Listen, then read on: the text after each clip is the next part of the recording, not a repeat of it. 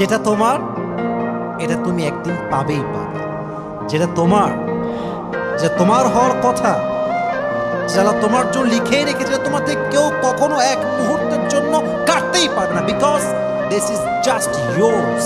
এটা আপনার, এটা চাইলেও কেউ কাটতে পারবে না, নিতে পারবে না, বিকজ আল্লাহ এটা আপনার ফিক্সড করে রেখেছে। রিজিকের বরকত আসবে প্রথম যে আমলের দ্বারা, এটা হচ্ছে তাকওয়াল্লাহ, আল্লাহর ভয়। তাকওয়া মানে কি? No one can see but Allah can see. তাকওয়া মানে কি? No one can observe but Allah can observe.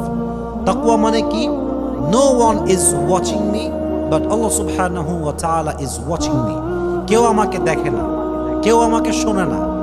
আমি যখন গোপনে গেট লাগাই দিয়ে পর্নোগ্রাফি দেখি, বাজে ভিডিও দেখি, অশ্লীল কাজ করি, অ্যাট দ্য সেম টাইম কেউ আমাকে পর্যবেক্ষণ না করলেও আমাকে দেখছে একজন আরশে আজিম থেকে। তিনি কে? রিজিক নিয়ে আমরা অনেকে টেনশন করি। রিজিক কই থেকে আসবে, কি খাবো, ফিউচারে কি হবে, আমার বউরে কি খাওয়াবো, বাচ্চারে কি খাওয়াবো, মাকে কি খাওয়াবো। এই রিজিকের টেনশন আমাদের যুবকদের মাঝে বলেন তো সবাই আছে না নাই?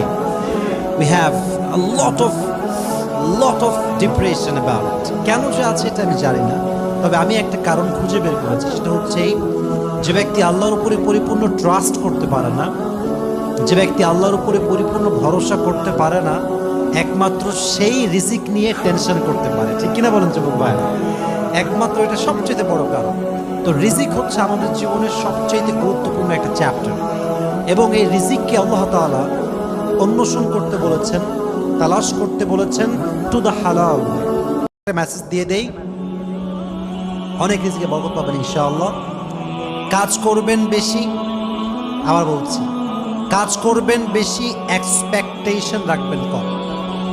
কাজ হবে বেশি, এক্সপেকটেশন হবে কম।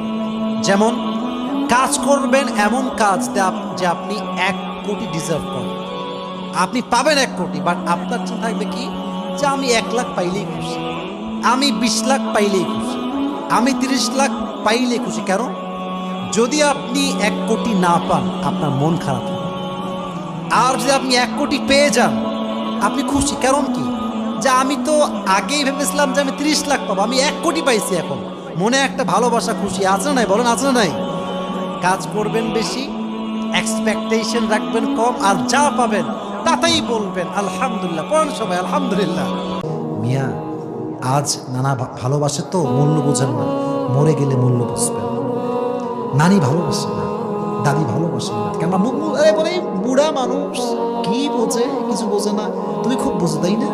তুমি বুঝো না, তুমি ছায়া খেয়ে বেকা হয়ে গেছো আজকে। কথা বলো না কেন আপনারা ভাই? তুমি এত বোঝাই বোঝো যে তুমি ছ্যাঁকা খেয়ে তোমার 14 গোষ্ঠী হাহাকার করতেছে একেবারে। মাথায় রাখবেন, মুরব্বী যারা আছে এরাই হচ্ছে আমাদের আদর্শের জায়গা। ঠিক কিনা বলেন যুবকেরা? তো একদিন মসজিদে গেলাম, আপনারা সবাই পদ্মা নদীর নাম শুনছেন? কথা বলেন, শুনছেন সবাই? পদ্মা নদীর পাশে একটা বড় মসজিদ আছে আমাদের দিকে। আমি ওখানে গেলাম নামাজ পড়ার জন্য। এশা পড়লাম, 2 রাকাত সুন্নত পড়লাম, তারাবির নামাজ শুরু হয়ে গেল।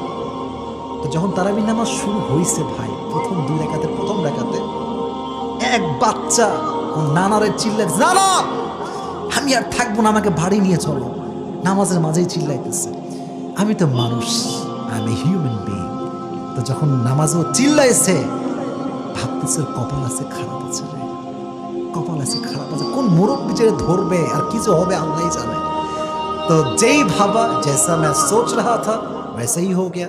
যখন আমি নামাজ কালাম পড়ে সালাম ফিরাইলাম, কেবল বাম দিকে আসসালামু আলাইকুম দিয়েছি কি, সামনে একজন মুরব্বি, সামনে থেকে এক মুরব্বি, ওনার এই খেকানিতে যুবক মানে বাচ্চাটা এত ভয় পাইছে, বলছে আজকে নামাজ বাদ, আমাকে বাড়ি নিয়ে চলো, নামাজ আমি পড়বো না আজকে।